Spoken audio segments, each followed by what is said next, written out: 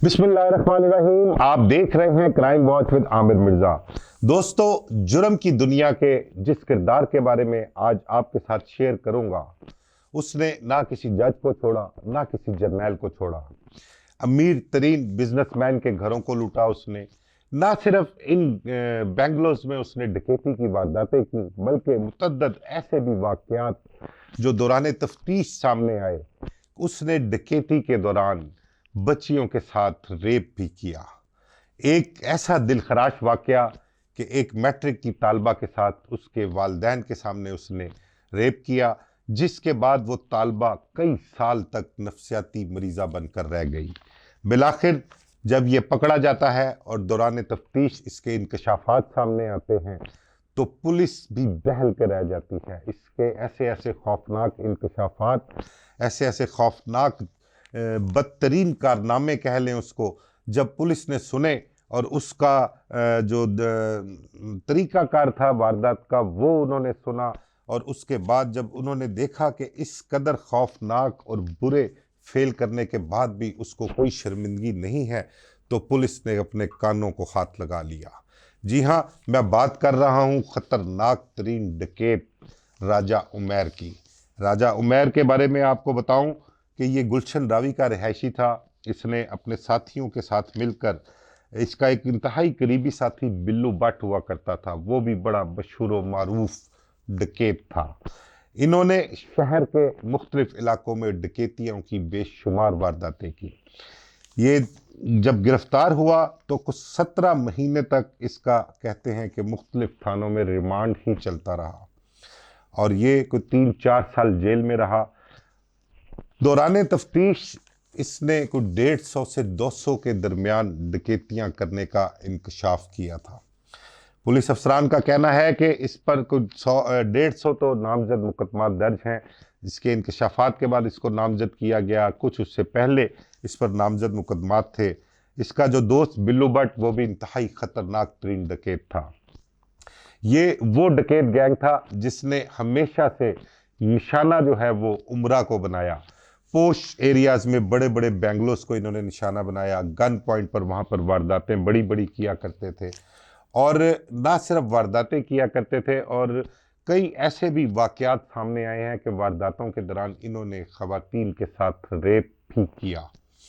उस दौर में कहते हैं कि डकैती की जो वारदात होती थी, और जिस डकैती की वारदात के दौरान इन्होंने रेप किया था, उस वारदात का निशाना बनने वाले या मुतासरा ख़ानदान जो हुआ करता था, वो डकैती की इतला तो पुलिस को कर देता था, लेकिन रेप का मुकदमा दर्ज नहीं करवाता था।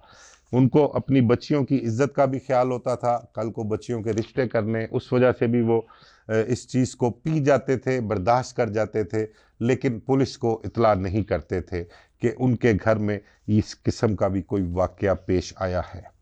एक ऐसा दिलखराश वाकया वो भी आपके साथ मैं शेयर करता हूँ। उससे पहले इस गैंग की, इस डकैत गैंग की एक वारदात आपको बताऊँ मैं, कि गुलबर्ग मेन बुलेवार्ड के ऊपर एक घर था। वहाँ पर एक सालगिरह की तकरीब जारी थी।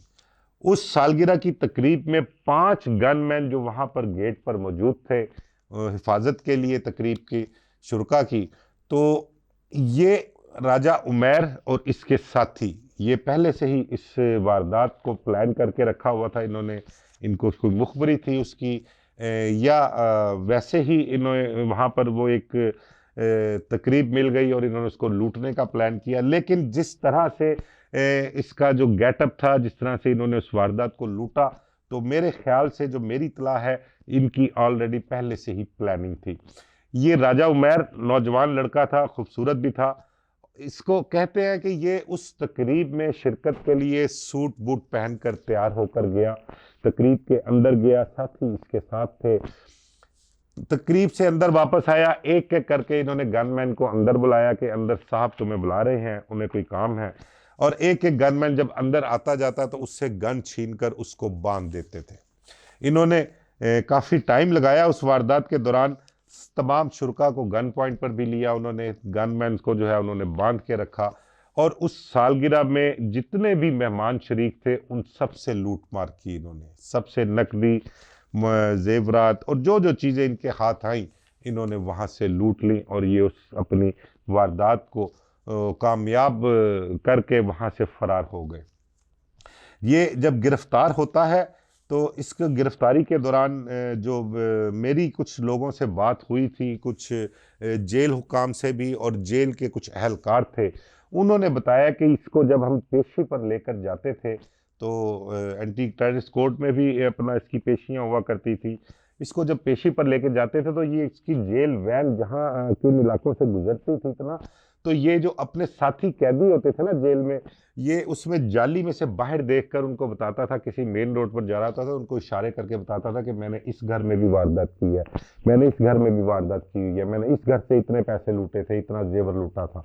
तो इस कदर ये शातिर भी था और खतरनाक भी था।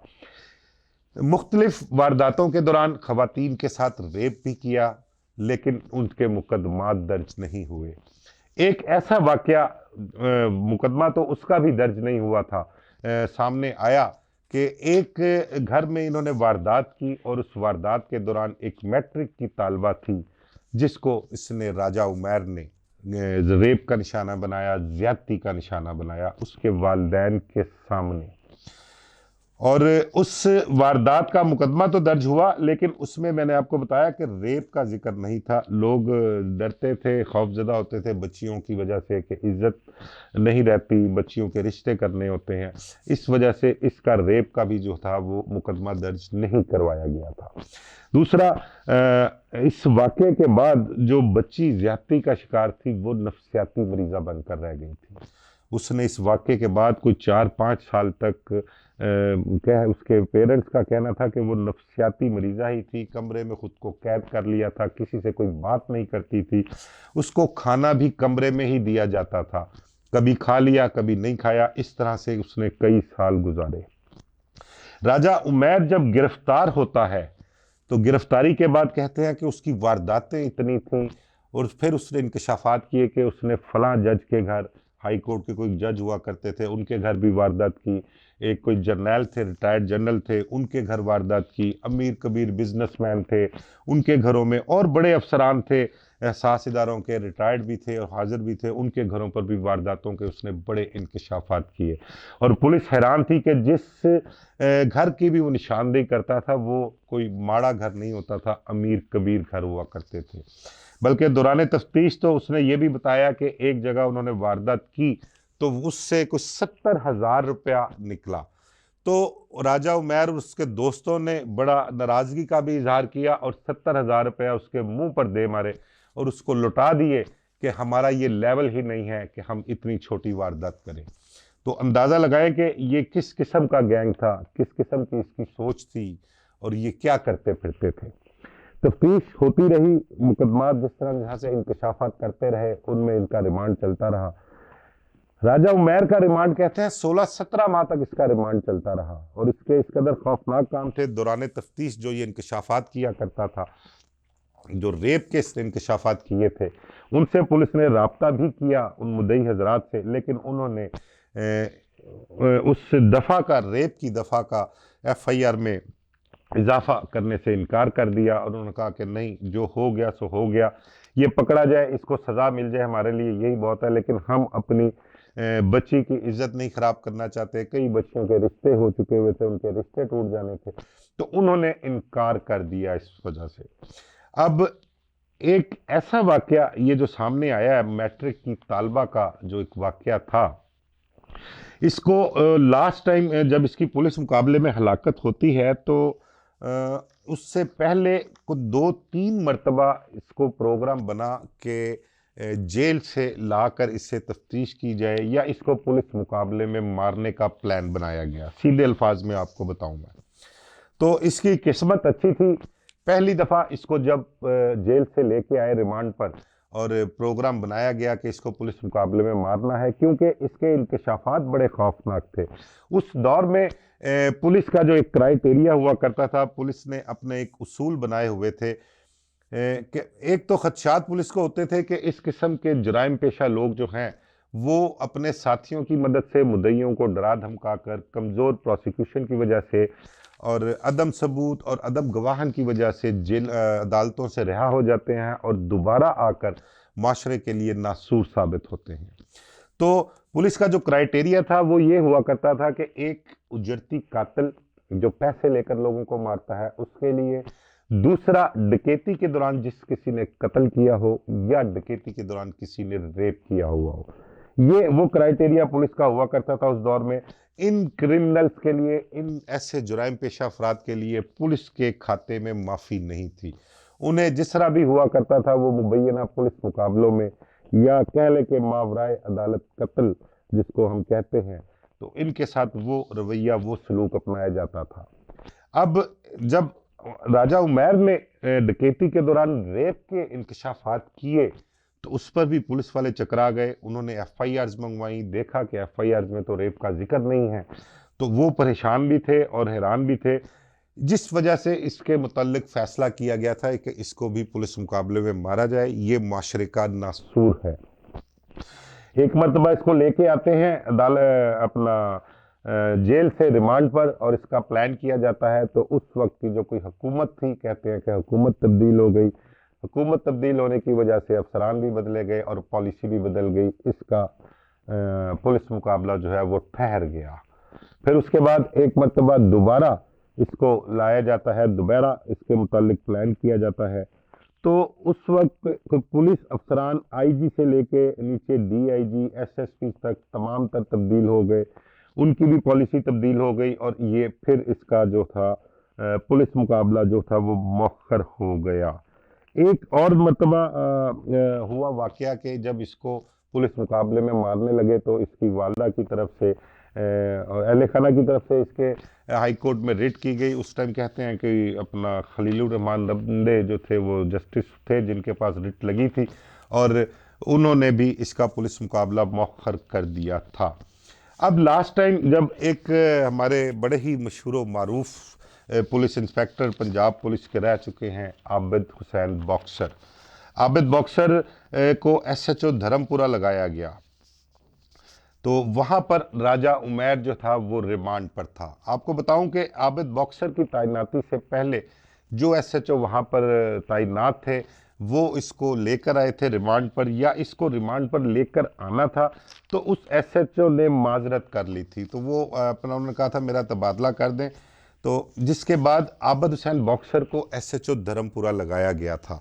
तो इनकी तैनाती के दौरान ही जब ये राजा उमैर को रिमांड पर लेके आया गया, धर्मपुरे का एक वाकया था, एक डकैती का केस था जिसमें इसका रिमांड था वो पेंडिंग था।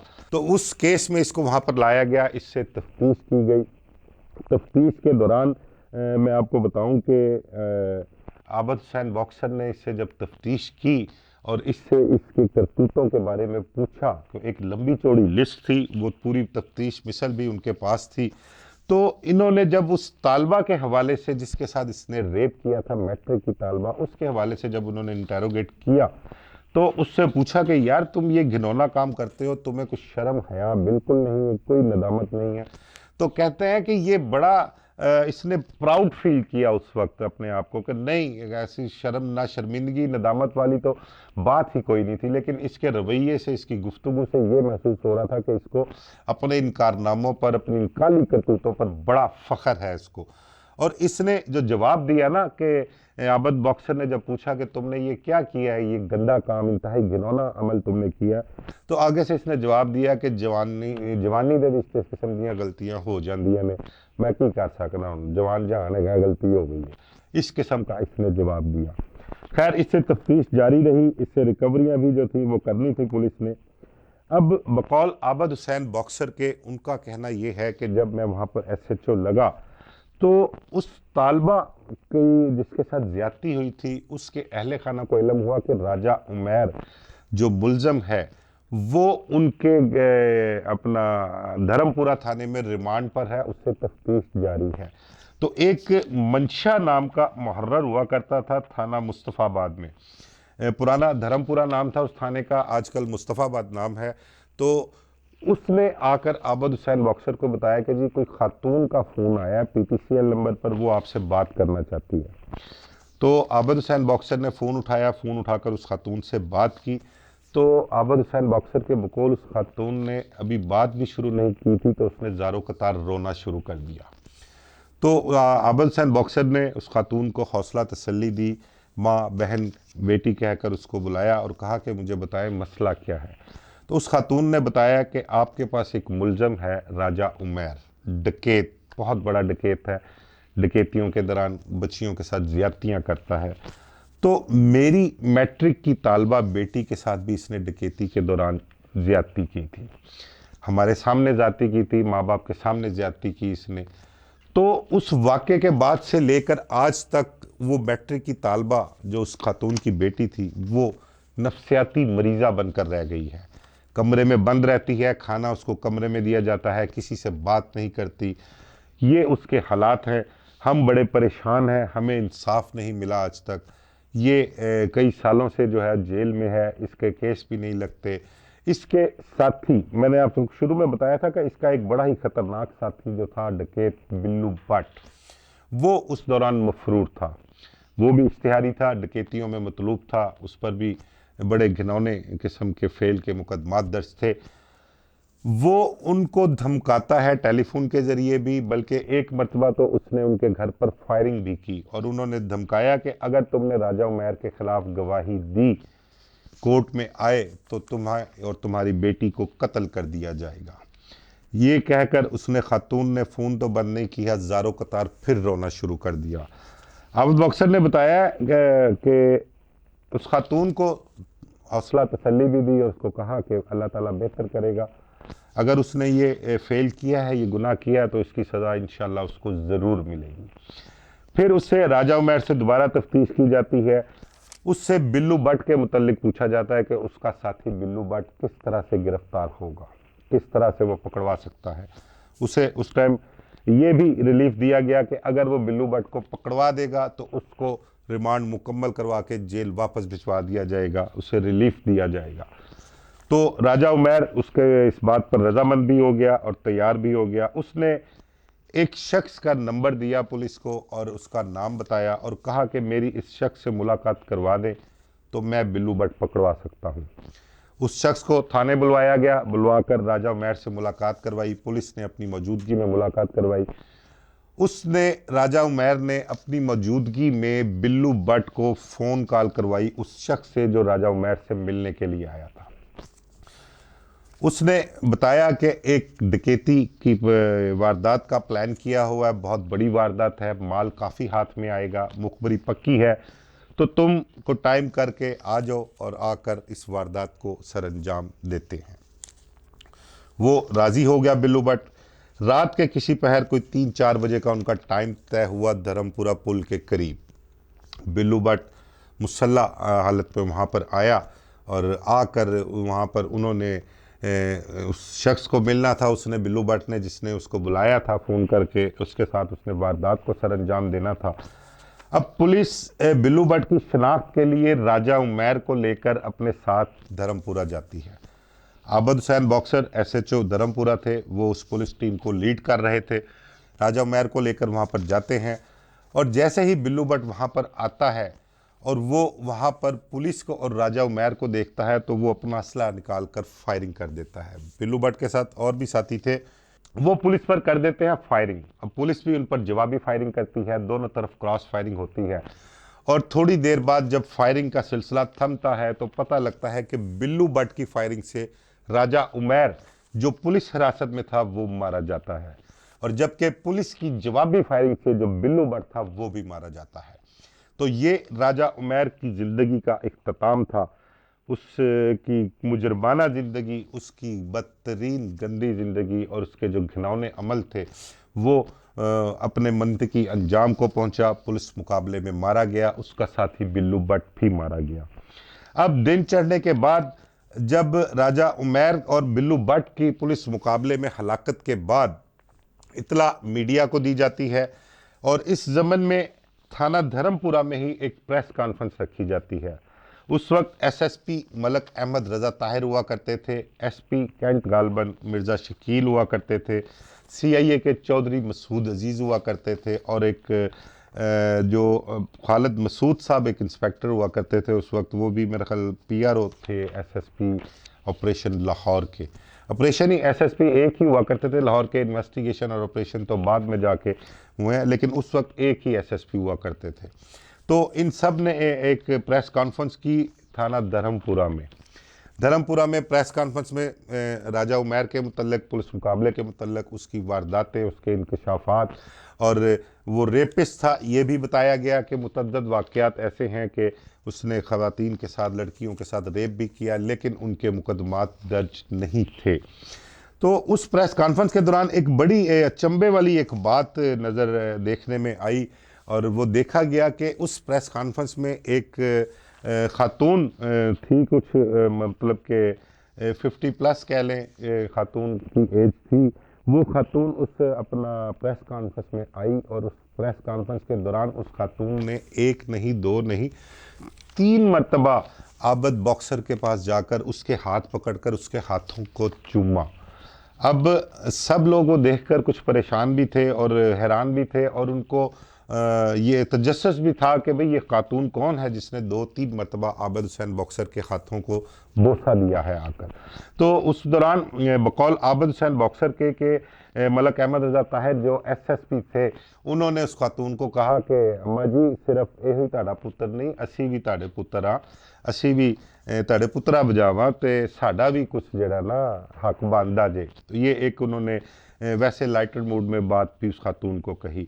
तो बाद में उस खातून को वहाँ पर तो खैर नहीं ओपन किया गया क्योंकि वो कुछ थोड़ा मामला उसकी रेप की वजह से, इज़्ज़त की वजह से पर्दे में ही रखा गया था। लेकिन बाद अज़ा इल्म हुआ, मालूम हुआ कि ये खातून उस मैट्रिक की तालबा की वालदा थी जिसके साथ राजा उमैर ने रेप किया था। तो वो अपने खुशी का इजहार कर रही थी कि उसकी बेटी के साथ की गई ज़्यादती का इंसाफ उसे इस सूरत में मिला कि राजा उमैर अपने साथी समेत पुलिस मुकाबले में मारा गया। राजा उमैर के बारे में आपको एक बड़ी अहम बात बताऊं कि उसको मैंने आपके साथ जिक्र किया कि पहले 3 मरतबा भी उसका प्रोग्राम बनाया गया उसको पुलिस मुकाबले में मारे जाने के लिए, लेकिन वो अपने अंजाम को ना पहुंच सका था। उसकी एक वजह यह भी थी कि उसकी वालदा और उसकी बहनें जो थीं वो उसकी मुकम्मल पैरवी किया करती थी। जब कहीं भी उसको रिमांड पर लिया जाता तो वो वहाँ पर पहुँच जाती थी, पुलिस अफसरान को अदालतों में दरख्वास्तें दिया करती थी, रिट कर देती थी, जिसकी वजह से उमैर, राजा उमैर जो है वो बचता रहा। उसकी वालदा और उसकी बहनों ने बड़ी कोशिश की कि उसको पुलिस मुकाबले में ना मारा जाए, लेकिन यहाँ पर धर्मपुरे जब वो आबिद बॉक्सर के हिरासत में आया और वहाँ पर उससे तफ्तीश की गई और जब उसके साथी को पकड़ने के लिए बिल्लू भट्ट को बुलवाया गया तो उस दौरान जब फायरिंग का तबादला हुआ तो बिलाखिर ये भी अपने अंजाम को पहुँचा। मुझे इजाज़त दीजिए, अल्लाह हाफिज़।